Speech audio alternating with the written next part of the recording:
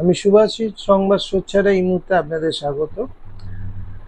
এই মুহূর্তে আমাদের কাছে সবচেয়ে বড় যে খবর শিরোনাম সেটা হচ্ছে বীরভূমের বেতাদ বাদশাহ, গরু পাচারকারী বলে যাকে চিহ্নিত করে দীর্ঘ প্রায় 2 বছর কারাগারে আটক করে রেখেছিল সিবিআই, সেই বহু কথিত বহু আলোচিত তৃণমূল নেতা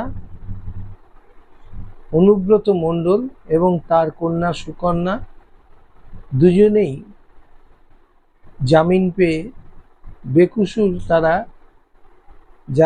জেল থেকে বেরিয়ে আসতে পেরেছে।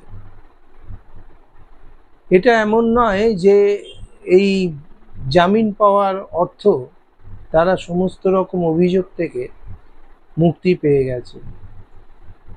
জামিন পাওয়ার একজন অভিযুক্তের কাছে তার ন্যায্য অধিকার, কিন্তু দেখতে হবে সেই জামিনটা তিনি পেলেন কেন। জামিন তখনই পাওয়া যায় যখন দেখা যায় যে তার বিরুদ্ধে আনা অভিযোগগুলো যথেষ্ট রকম সারবত্তা নেই। আদালত মনে করেন যে এই যে সমস্ত অভিযোগের ভিত্তিতে তদন্তকারী সংস্থা তাকে গ্রেপ্তার করেছিল সেই সমস্ত অভিযোগগুলো প্রকৃত অর্থে সারবত্তা তেমন নেই, এবং পরবর্তী সময় শুনানিতে যা অভিযুক্তের পক্ষে তার আইনজীবী তাকে যথেষ্ট সুযোগ দেওয়া যেতে পারে সেই প্রমাণগুলো তুলে ধরা, যাতে তাদের বা মক্কেলরা জড়িত ছিল না। তো এই রকম ক্ষেত্রে, বিশেষ করে দুর্নীতি মামলার ক্ষেত্রে সিবিআই তদন্ত গরু পাচারে যে অভিযুক্ত করা হয়েছিল অনুব্রত মণ্ডলকে, সেই অনুব্রত মণ্ডল তিনি রেহাই পেলেন, আপাতত রেহাই পেলেন, এবং তিনি বীর বিক্রমে তার বীরভূমে নিজের বাড়িতে ফিরেছেন।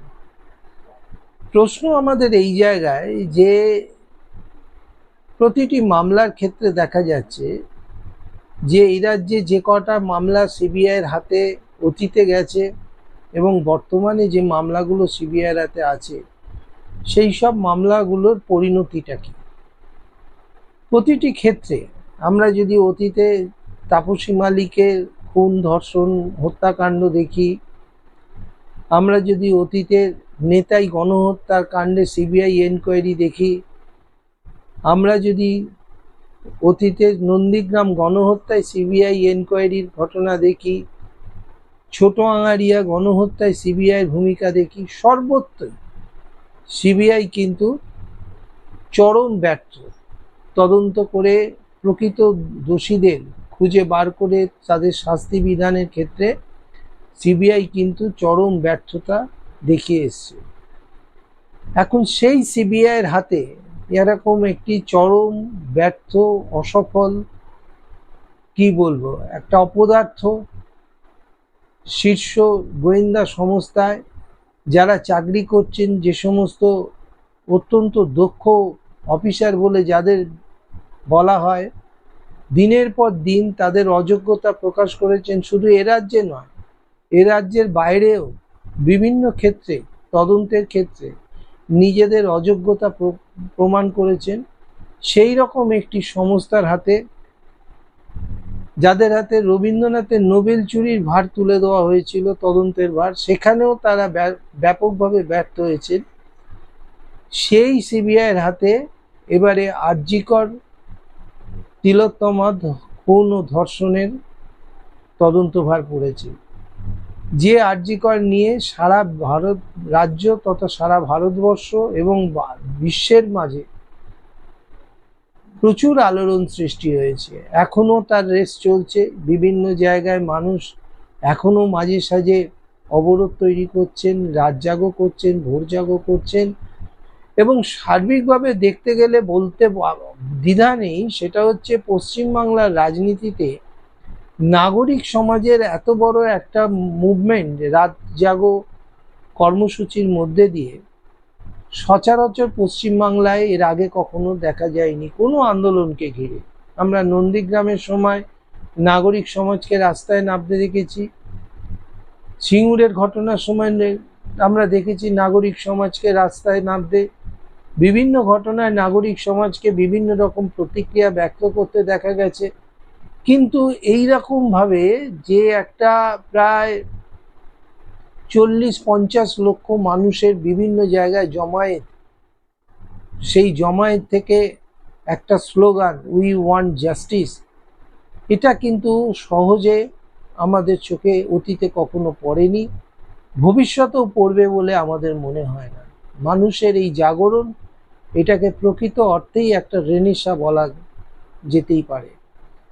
কিন্তু সেই জাগরণ, সেই দাবি উই ওয়ান্ট জাস্টিস, সেই জাস্টিস দেওয়ার দায়িত্ব যে সংস্থা, তদন্তকারী সংস্থার হাতে, সেই তদন্তকারী সংস্থার বর্তমানে যে ভূমিকা আমরা লক্ষ্য করছি, যে চেহারা, যে ছবি আমরা দেখতে পাচ্ছি, তাতে চরমভাবে আমরা হতাশাগ্রস্ত। এবং আমাদের সংখ্যা এটাই, আমাদের আশঙ্কা এটাই যে আর বাকি কেসগুলোর মতো, আর বাকি ঘটনাগুলোর মতোই না তিলোত্তমার বিচার এই সিবিআইয়ের হাতে হারিয়ে যায়, অন্ধকারের আবর্তে সিবিআইয়ের ক্ষেত্রে যেন এই তদন্ত বিষবাও জলে চলে না যায়। ইতিমধ্যেই আমরা দেখেছি কলকাতা পুলিশ 12 ঘন্টার মধ্যে মূল অভিযুক্ত সঞ্জয় রায় তাকে গ্রেপ্তার করেছে। এটা কলকাতা পুলিশের কৃতিত্ব, এর মধ্যে সিবিআইয়ের কোনো কৃতিত্ব ছিল না। সিবিআই শুধু ওই আসামিকে নিজেদের হেফাজতে, কলকাতা পুলিশের কাছ থেকে নিজেদের হেফাজতে নিয়েছে মাত্র।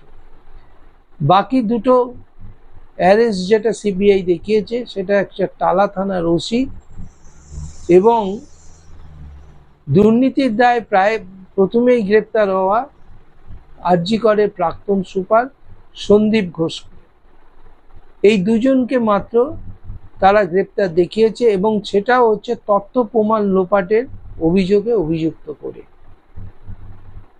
এখনো পর্যন্ত যেটুকু আমরা জানতে পারছি তাতে সিবিআই এই দুজনকে গ্রেপ্তার করেও কিন্তু চরম নাস্তানা বোধ হচ্ছে প্রমাণ করার ক্ষেত্রে কোর্টে গিয়ে যে ঠিক কি কি তথ্য প্রমাণ এরা লোপাট করেছে এবং কি কি তথ্য প্রমাণের লোপাটের ক্ষেত্রে এরা সক্রিয়ভাবে অংশগ্রহণ করেছে, সেটাও কিন্তু সিবিআই এখনো পর্যন্ত পরিষ্কার করে আদালতে জানাতে পারেনি। ফলে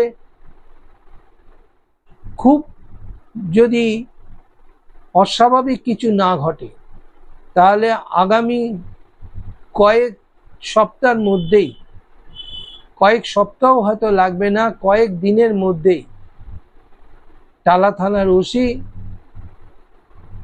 এই লোপাট ঘটনার যে অভিযোগ তার বিরুদ্ধে আনা হয়েছে তার থেকে তিনি বেরিয়ে আসবেন এবং হয়তো তিনি জামিনও পেয়ে যেতে পারেন।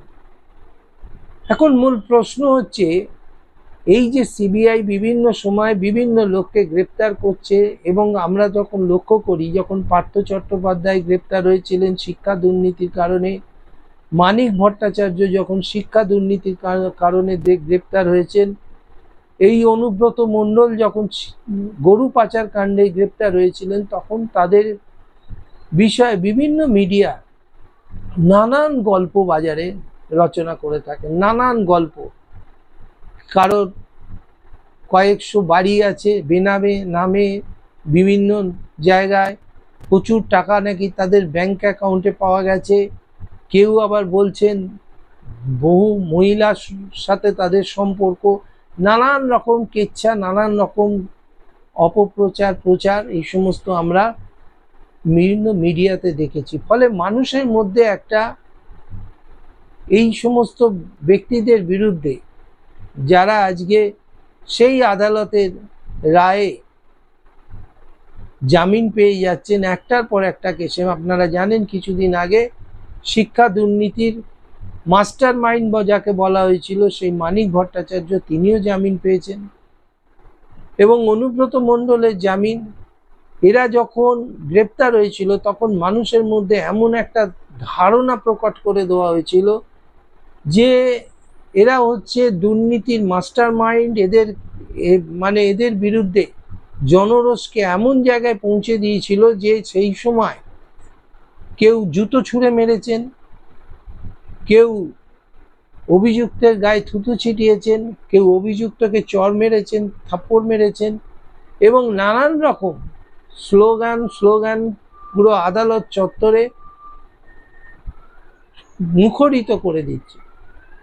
আচ্ছা, এই যে ভূমিকা, এই যে তদন্তকারী সংস্থা এইভাবে মানুষদের গ্রেপ্তার করে এবং কারুকে 6 মাস, কারুকে 1 বছর, কারুকে 2 বছর জেলে আটকে রাখেন, তারপরে তাদের বিরুদ্ধে উপযুক্ত প্রমাণ দাখিল করতে না পারার কারণে তারা জামিন পেয়ে যান।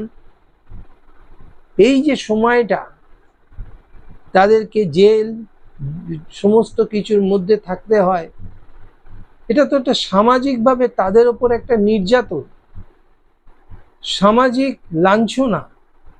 আজকে যদি আমি ধরে নিই এই অনুব্রত মণ্ডলের ক্ষেত্রে তার পিছনে তার রাজনৈতিক দল আছে, তাই তিনি যখন মুক্তি পাচ্ছেন, জেল থেকে বাইরে আসছেন, তখন তার জন্য শয়ে শয়ে অনুগামী অপেক্ষা করছেন এবং তাকে মালা পরানো হচ্ছে, তাকে স্বাগত জানানো হচ্ছে। কিন্তু যদি একটা সাধারণ মানুষের ক্ষেত্রে, ধরুন আপনার আমার মতো যদি মানুষের ক্ষেত্রে এই ধরনের ভুল কাজ তদন্তকারী সংস্থাগুলো করে, সেক্ষেত্রে সেই মানুষগুলোর কি অবস্থা হয়? আমাদের প্রশ্ন এই জায়গাটায়। যাদের জন্য কোনো রাজনৈতিক দল নেই, যাদের জন্য কোনো সংগঠন নেই, যাদের জন্য নাগরিক সমাজের কোনো ভাবনা চিন্তা নেই, সেই অতি সাধারণ নাগরিকরা তারা যখন কোনো ঘটনায় তাদেরকে ফাঁসানো হয়, সেই ফাঁসানোর পর তারা যখন দিনের পর দিন আদালতে গিয়ে নির্যাতনের শিকার হন, সেই মানুষগুলো যখন মুক্তি পান তখন তাদের সামাজিক অবস্থানটা কি হয়? বহু ক্ষেত্রে আমরা দেখেছি, আমরা কোর্টে কাচারে যখন আমরা গেছি, আমরা সব গল্প শুনেছি যে নিম্ন আদালত অভিযুক্ত করেছে, কিন্তু উচ্চ আদালতে গিয়ে তিনি বিচার পেয়েছেন, তাকে বেকসুর খালাস করে দেওয়া হয়েছে, কিন্তু ততদিনে তার 3 বছর, কারো 6 বছর, কারো 7 বছর জেল খাটা হয়ে গেছে বিভিন্ন অপরাধে। এবং সেই বেকসুর খালাস পাওয়া মানুষরা যখন তারা তাদের ভিটেতে ফিরতে গেছেন, তখন সেখানকার মানুষ তাদের বিরুদ্ধে নানান রকম বিষাদগার করেছেন, নানান রকম টিকা টিপ্পণী করেছেন, নানান রকম তাদের কটাক্ষের শিকার হতে হয়েছে। ফলে তাদের সামাজিকভাবে বেঁচে থাকাটাই মুশকিল হয়ে গেছে অনেকেরই। এই রকম পরিস্থিতিতে অনেকেই তাদের সংসার, তাদের পরিবার, তাদের পরিজন সবকিছু বিচ্ছিন্ন হয়ে গিয়ে তারা এক চরম দুর্ভোগের মধ্যে, বিপর্যয়ের মধ্যে দিয়ে তাদের বাকি জীবনটা কাটাতে হয়। আমাদের প্রশ্ন এই জায়গাটায়, রাষ্ট্রের এই যে অনৈতিকভাবে মানুষের ওপর চাপিয়ে দেওয়া, কারোর বিরুদ্ধে একটা অভিযোগ এলেই সেই অভিযোগের বিরুদ্ধে দেখা গেল সেই অভিযোগ যার বিরুদ্ধে করা হয়েছে সে অত্যন্ত সাধারণ মাপের মানুষ, এবং যিনি অভিযোগটা করেছেন তিনি অপেক্ষাকৃত ক্ষমতাবান মানুষ। দেখা গেল তিনি এমনভাবে চাপ সৃষ্টি করলেন, প্রশাসন সেই চাপের মুখে পড়ে সেই নিরপেক্ষ নির্বিবাদী মানুষটিকে জেলে ভরে দিলেন, এবং দিনের পর দিন তার জেল দুর্ভোগের পর হয়তো সে কোনোভাবে জেলের বাইরে এলো, কিন্তু তার জীবন জীবিকা সবকিছু ততক্ষণে শেষ হয়ে গেছে। এই যে অন্যায়গুলো আজকে অনুব্রত মণ্ডলের ক্ষেত্রে হচ্ছে বলে আমরা জানতে পারছি, আমরা তার রাজনৈতিক দল তার পাশে আছে, তার নেত্রী পাশে আছে, ফলে তার সম্মান হয়তো তিনি কিছু পুনরুদ্ধার করতে পারবেন। আজকে মানিক ভট্টাচার্য, তিনি তার দল পাশে আছে বলে হয়তো তিনি তার অতীতের যে গরিমা তার হয়তো কিছুটা ফিরে পেতে পারেন, কিন্তু যদি এইটা একটা সাধারণ মানুষের ক্ষেত্রে, আমি যেটা বোঝাবার চেষ্টা করছি, যে সাধারণ মানুষের ক্ষেত্রে যখন হচ্ছে তখন কি হয়? তখন পুলিশি তদন্ত, সেটা সিবিআই করুক বা পুলিশ করুক, যেই সংস্থা তদন্ত করুক, সেই তদন্ত যদি সম্পূর্ণভাবে নিরপেক্ষ এবং স্বচ্ছতার সাথে না হয়, তাহলে সাধারণ মানুষের দুর্ভোগ তার সীমা পরিসীমা থাকে না। আজকে এইটা বলার জন্যই আপনাদের কাছে এই ভিডিওটা করা। আমরা চোখের ওপর দেখতে পাচ্ছি এবং দেখে যে যন্ত্রণা অনুভব করি, সেই যন্ত্রণা হলো এই, আমরা যে মানবাধিকার কর্মী, আমরা প্রতিদিন কোর্টে গিয়ে দেখি বহু মানুষকে বিভিন্ন সময় বিভিন্ন কারণে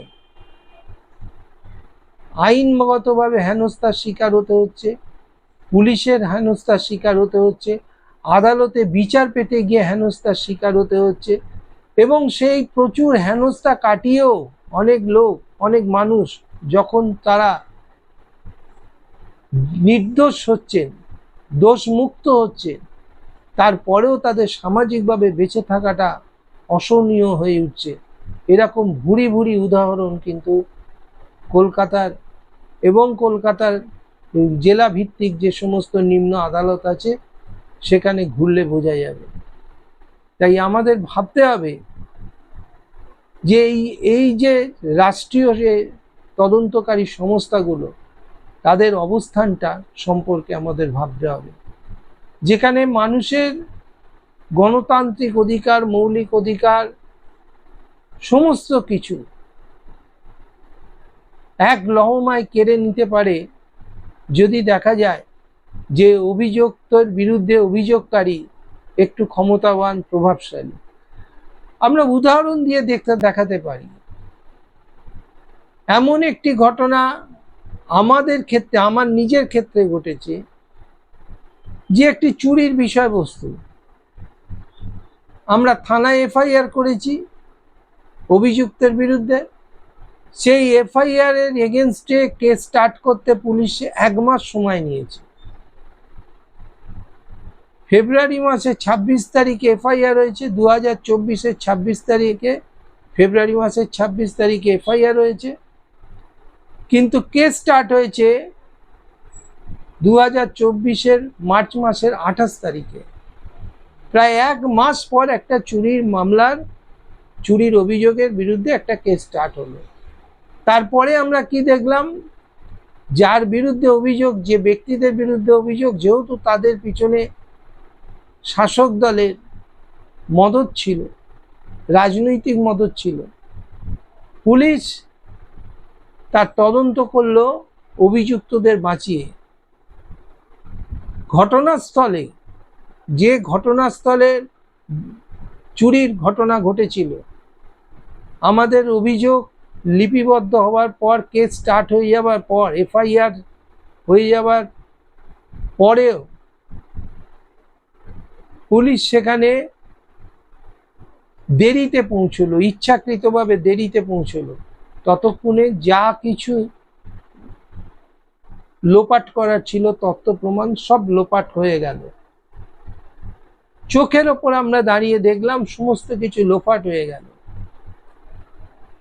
পরে পুলিশ একটা চার্জশিট ফ্রেম করলো, সেই চার্জশিটে যে মূল অভিযোগ ছিল চুরির ধারা, সেই ধারাটাই বাদ দিয়ে দিল,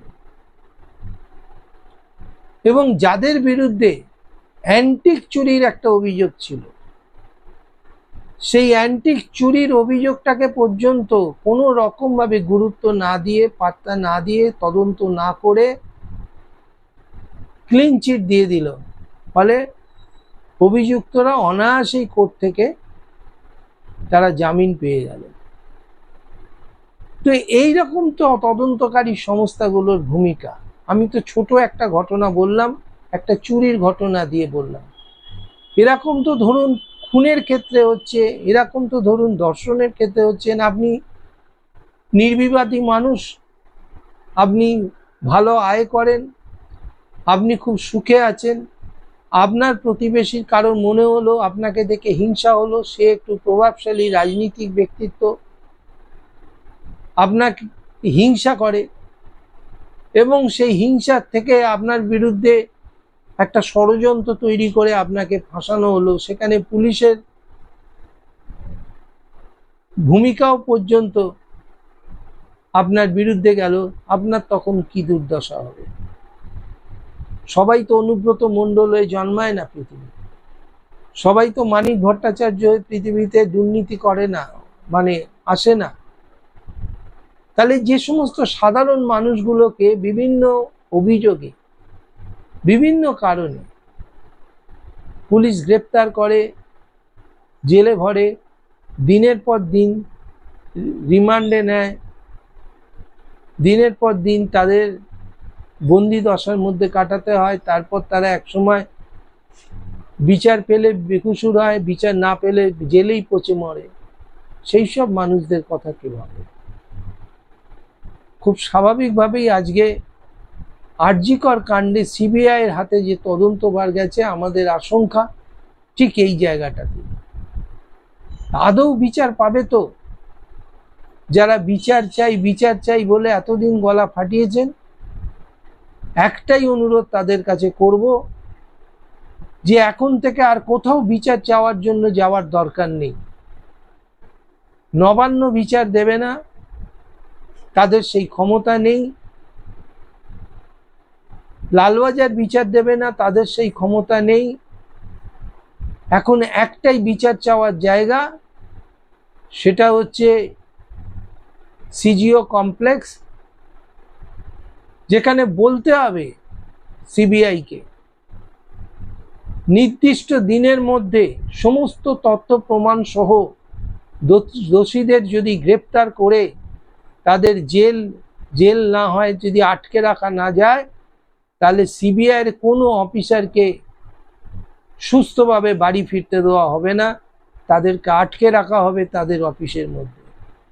ঠিক যেভাবে একজন বন্দি দশা কাটে, ঠিক সেইভাবে সিবিআই এর অফিসারদের বন্দি করে রাখতে হবে। এই রকম গণবিস্ফোরণ, গণজাগরণ প্রয়োজন। না হলে দেখবেন আগামী দিনে যাদেরকে গ্রেপ্তার করে এখন সিবিআই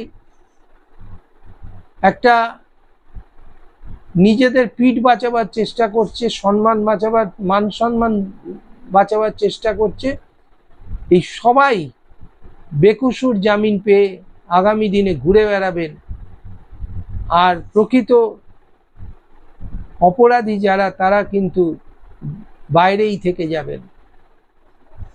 তাই এখন থেকে, এখন দুর্গাপুজোর উৎসব, এই দুর্গাপুজোর উৎসবের মধ্যেই যারা রাত জাগর ডাক দিয়েছিলেন, লাখো লাখো মানুষকে রাস্তায় নামাতে পেরেছিলেন, সেই তাদের কাছেই বলবো যে সিজিও কমপ্লেক্স উৎসবের সময় যেন অন্ধকারে ভরে যায় সেই ব্যবস্থা করুন। সিজিও কমপ্লেক্সের সামনে ধর্নার ব্যবস্থা করুন। স্বাস্থ্য ভবনে ধর্না দিয়ে কি লাভ হবে? যারা স্বাস্থ্য ভবনে ধর্না দিচ্ছেন তারা রাজনৈতিক মেরুকরণ থেকে ধর্না দিচ্ছেন, তারা রাজনীতিতে ফয়দা নেওয়ার জন্য তারা ধর্না দিচ্ছেন।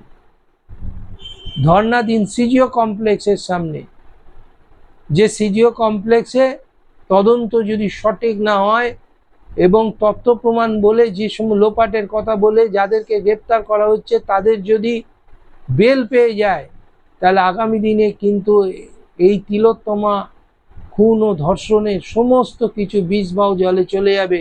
এমনও হতে পারে মূল অভিযুক্ত সঞ্জয় রায় সেও বেকসুর খালাস হয়ে যেতে পারে। এই কথাটা মাথায় রাখবেন।